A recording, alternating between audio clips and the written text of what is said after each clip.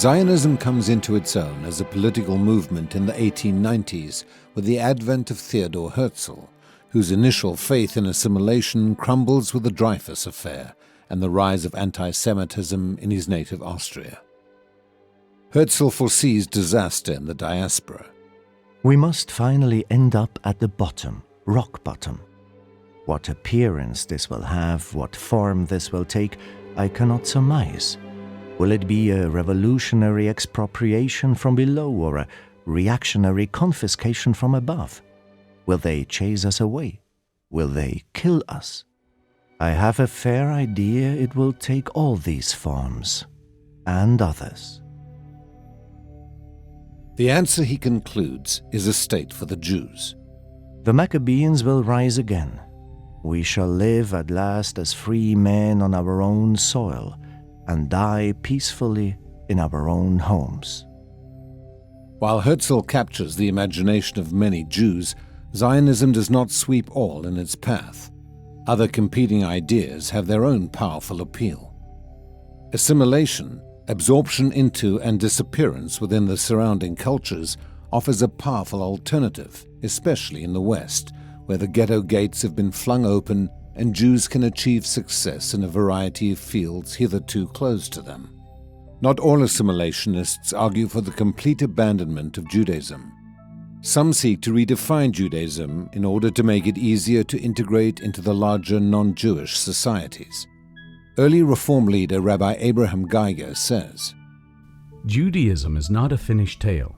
It can assume a better and higher position in the world only if it will rejuvenate itself. Assimilationists who wish Judaism to survive want it to be seen as a faith no different from other faiths. They therefore seek to remove its national component. For instance, the 1843 Declaration of Principles of one of the early Reform societies in Germany states, "A Messiah who is to lead back the Israelites to the land of Palestine is neither expected nor desired by us. We know no fatherland except that to which we belong by birth or citizenship." When Herzl proposes that the Jews are a unique nation deserving of their own state, assimilationist Jews attack him. They feel Herzl undercuts their claim that Judaism is solely a religious faith. Even in the East, where emancipation has not made inroads and the idea that Jews are a national group is widely accepted, Zionism appeals only to a minority.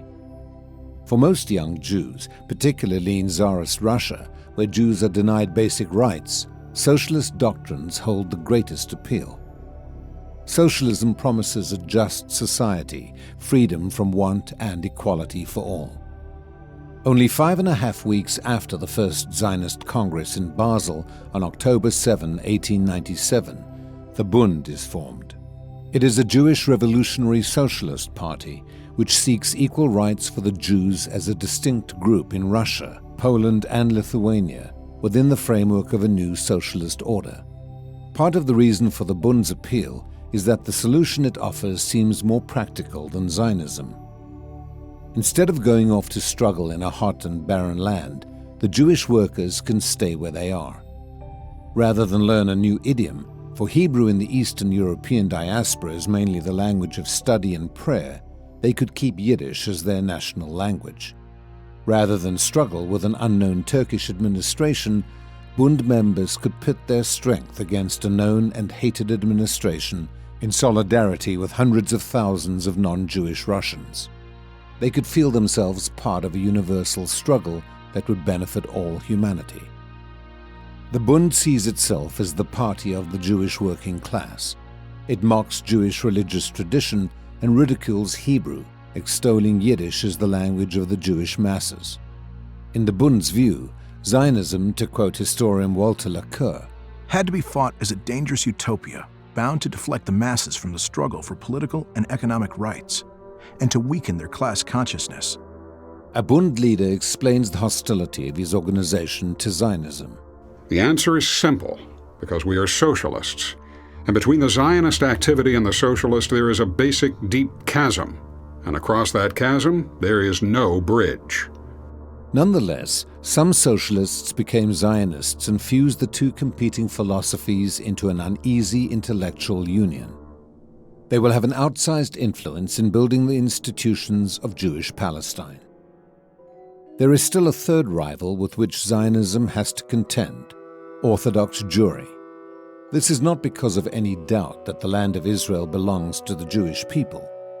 It reflects in part fear of any active Jewish involvement in seeking a return.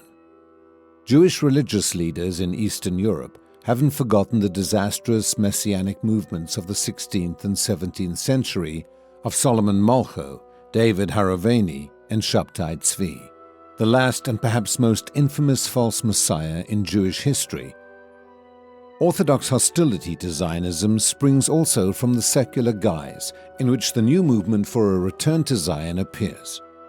To most of the religious leadership, Zionism looks like a trap for the unwary, using the language and beliefs of Judaism to corrupt the faithful.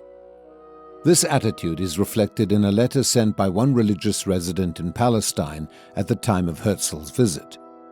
When he entered the Holy Land, hell entered with him. Nonetheless, Zionism is not without religious support. Orthodox rabbis like Yehuda Alkali and Tzvi Hirsch Kalischer, both of whom die before Herzl reaches manhood, call for rebuilding a Jewish nation in the land of Israel.